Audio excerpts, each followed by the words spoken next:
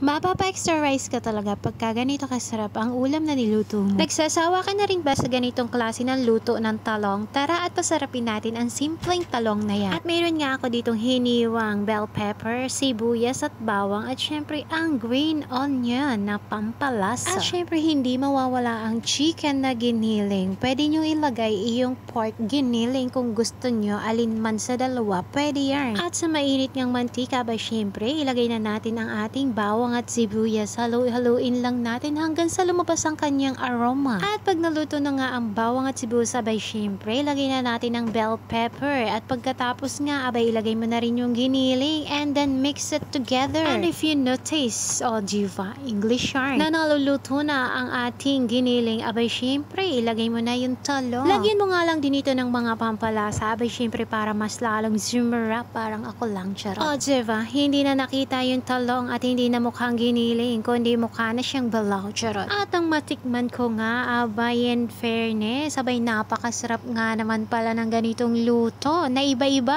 ang ating pagkaluto ng talong at giniling. Mas pinasosyal, diva.